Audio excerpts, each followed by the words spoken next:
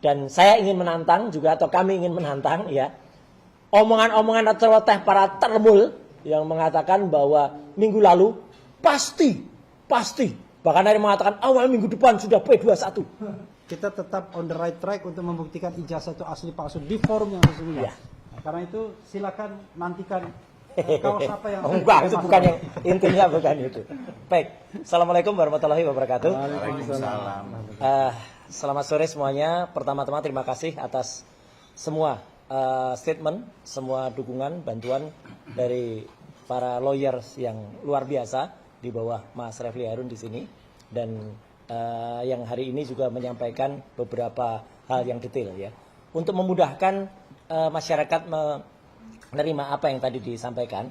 Saya akan sedikit meresum sedikit apa yang dilakukan semuanya. Pertama-tama, yang tadi terakhir diterangkan oleh Pak Al-Katiri dan juga Pak Ramdan adalah perjalanan ketika saya dan Dr. Tifa itu mengajukan permohonan kepada Komisi Informasi Pusat DKI Jakarta, ya, Komisi Informasi DKI Jakarta, dan sudah muncul yang namanya Akta Registrasi Sengketa. Nanti secara detail akan saya broadcast, ya, Akta Registrasi Sengketa dengan nomor 022-5-KIP DKI tanda hubung PS 2026. Yang ini intinya adalah yang mengajukan dua orang, saya dan Dr. Tifausia Tiasuma. Untuk yang teradu adalah Kepolisian Daerah Metro Jaya selaku termohon. Intinya kami minta daftar dari barang-barang bukti yang ada. Karena selama ini yang diterima itu adalah daftar yang dihitamkan. Daftarnya saja dihitamkan, apalagi isinya. Maka kami minta daftar untuk bisa kami ketahui. Kenapa itu penting? Ini sangat berhubungan dengan statement Dr. Tifa di tempat ini kemarin, ya. Jadi ini sekaligus menegaskan kita ini semua sama, ya. Baik tim TPDT, Troya, Tokham maupun juga tim dari teman-teman sebelah, ya, timnya Pak Kosinudin. Semua gerakannya adalah sama, hanya tempatnya saja yang berbeda. Dr. Tifa kemarin mengatakan yang kita pentingkan adalah 3C. Nah, sekarang saya terangkan apa itu 3C. 3C yang pertama adalah clean dokumen. Jadi apa? Yang nanti kita butuhkan adalah dokumen yang benar-benar bersih. Dokumen yang bukan dokumen yang asal diunggah. Selama ini kita percaya begitu saja bahwa dokumen yang diunggah adalah dokumen milik Dian Sandi. Meskipun Dian Sandi akhirnya meminta maaf kepada yang Dian Sandi. Sorry. Nah ini. Ketika Dian Sandi mengatakan itu milik Joko Widodo, tapi sebenarnya file ini hanya 76 kilobyte. 76 kilobyte inilah yang akhirnya menjadi masalah antara peneliti muda yang luar biasa berbakat, topi merah, dengan salah seorang yang dulu pernah menjadi bagian dari kita, tapi kini sudah membelot dan menjadi pengkhianat, yaitu Dr. Rismond Hasyolan Sianipor M. Ya, harus begitu cara ngucapinnya. Soalnya dia minta disebut namanya secara jelas. Kalau dia si Omon atau zombie marah, ya udah Dr. Ya. Nah itu. Kenapa? Kemudian Dr. tadi bisa menampilkan yang namanya emboss? Gak mungkin. Topi merah sudah menjelaskan dengan sangat detail, ya, bahwa file sebesar hanya 76 kilobyte itu kalau dibesarkan itu pecah. Logikanya sederhana. Teman-teman dapat WA, gambar di WA yang ukurannya hanya di bawah 100 kilobyte, coba dicetak poster atau dicetak spanduk, pecah. Itulah makanya yang namanya emboss dan watermark yang ada di presentasinya Dr. Tadi palsu. Itulah makanya itu bukan clean dokumen. Ya.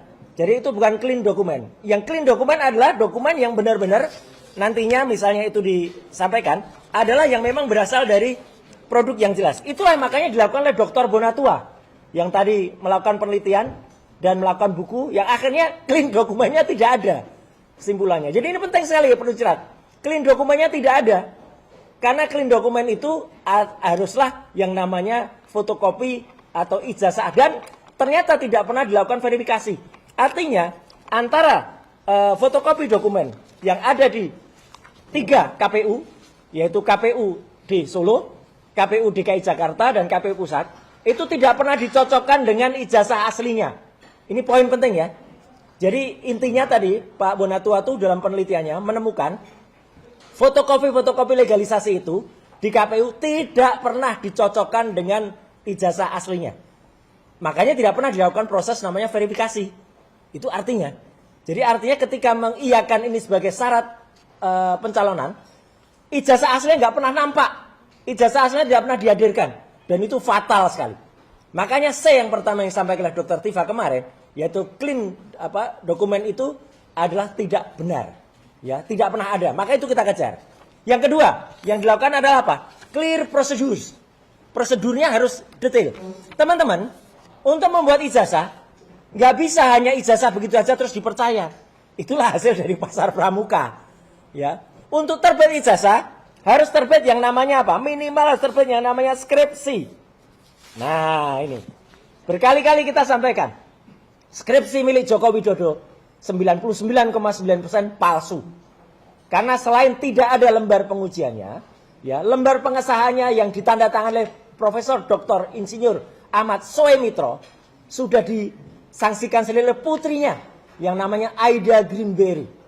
Mbak Aida mengatakan tanda tangan bapaknya tidak seperti itu. Dan nama bapaknya pakai U. Dan itu ternyata tidak hanya Aida Greenberry. Saya mendapatkan lembar, ini eksklusif, dari University of Minnesota.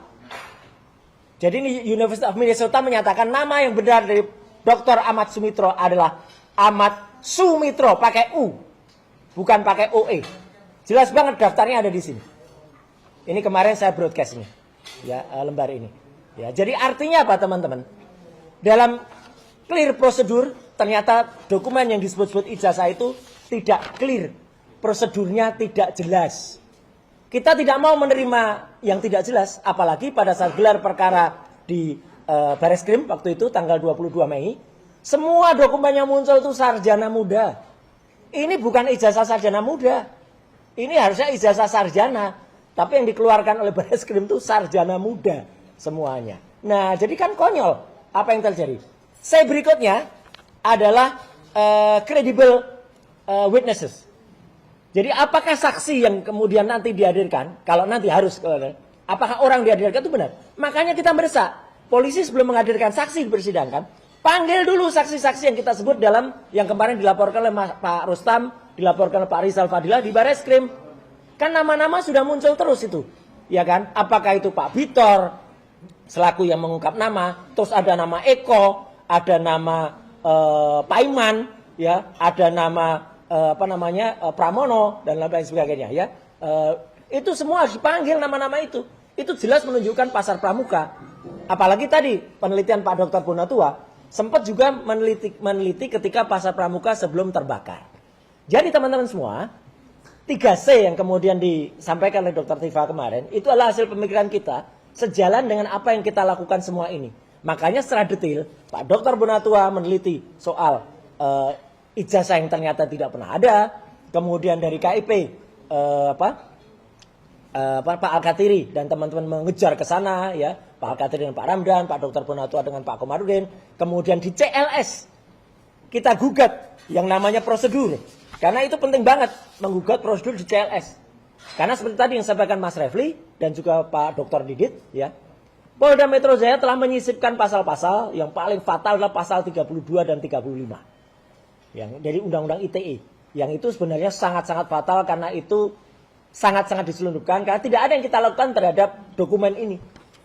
Karena yang beredar itu adalah dokumen milik Dian Sandi, dan dokumen milik Dian Sandi pun itu, ya, tidak asli. Kalau pasal 35 berarti kita membuat dokumen itu seolah-olah asli, padahal tidak sama sekali. Nah, jadi itu inti yang ingin disampaikan pada saat ini, dan saat ini juga saya ingin menyampaikan teman-teman semua. Hari ini sudah hari Jumat, tanggal 15 Mei. Dan Jumat ini adalah hari biasanya terakhir dalam pekan ini. Dan saya ingin menantang juga, atau kami ingin menantang, ya, omongan-omongan atau celoteh para termul yang mengatakan bahwa minggu lalu pasti, bahkan ada yang mengatakan awal minggu depan sudah P21. Ya. Bahkan ada Mak Lampir yang jarinya selalu pakai cincin banyak, yang tangannya bisa masuk ke ijazah yang katanya embus itu, mengatakan 1000% minggu depan terbit P21. Dari mana 1000% itu? Hampir kayak si omon-omon aja 11.000 triliun persen. Ya, omon-omon itu. Ya, jadi artinya apa? Omong-omongan mereka, termasuk omongan dari seorang apokat ini, ya. Apokat. Bukan, kalau advokat itu lawyer. Ini apokat. Ya. Nah, ya, apokat itu apa? Apokat itu busuk, ya. Nah, ini juga sama. Saya pastikan. Gitu. Saya sudah sumbernya saya sudah A1. Sudah pegang saya.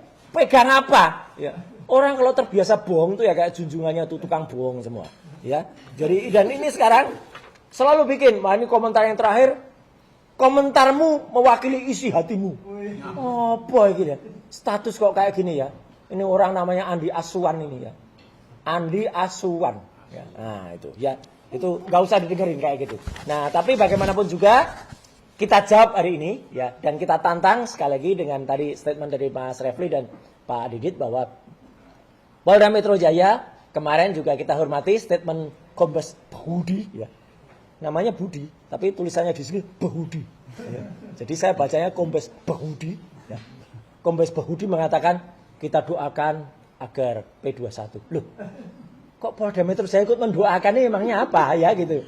Ya, emang jadi ulama ya gitu yang mendoakan. Tapi nggak apa-apa, kita tunggu saja. Tapi yang jelas P21 itu bukan final. Ya. Ada yang namanya P19 mati, ada yang namanya P20, yaitu dihentikan di mana. Kita nggak akan prediksikan karena kita bukan tukang ramal, bukan tukang prediksi. Tapi apa upaya yang kami lakukan selama ini adalah upaya untuk membuktikan bahwa apa yang kita lakukan itu clear, ya. Jadi untuk clean juga dan juga kredibel. Tapi istilahnya ini juga menantang tadi ya. Clean dokumen, clear prosedur, dan juga credible witnesses. Jadi itu yang ingin saya sampaikan. Kita tidak hanya melakukan omon-omon kayak ini. Apalagi minta kayak gini. Ini salah nih. Ini topik lain ya. Ini topik lain soal IKN ya nanti karena keputusan IKN kan muncul tapi tidak hari ini ya. Nanti saya akan cerita soal IKN karena saya sudah memprediksi soal IKN. Tapi yang jelas yang kami lakukan bukan talk the talk. Wah ya. Ini talk the talk tuh di kaos ini loh. Ini talk the talk nih. Kaosnya lama tapi ini tetap sama. Para termul itu hanya melakukan talk the talk. Ya.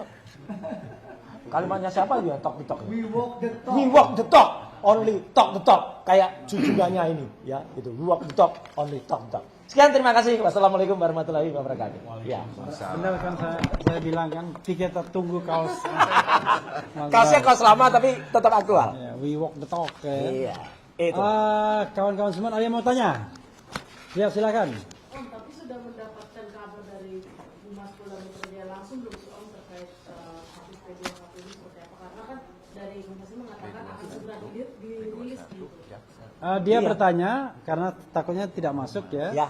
Bertanya apakah sudah mendapatkan informasi dari Humas Polda Metro Jaya? P21 itu dari Polda atau dari mana? Ya, itu. Karena kata Humas Berdoa. ya, kalau ada P21 nanti langsung segera dikasih tahu. Nah, Kalau pasti dia berdoa. oke, silakan. Oh, kalau pemberitahuan ya nggak ada, ya kan? P21 itu nanti tuh urusan kejaksaan Adit, Pak, jawab. tinggi DKI ya. Subscribe, share, like, and comment. Subscribe, share, like, and comment. Subscribe, share, like, and comment. Subscribe, share, like, and comment. Subscribe, share, like, and comment.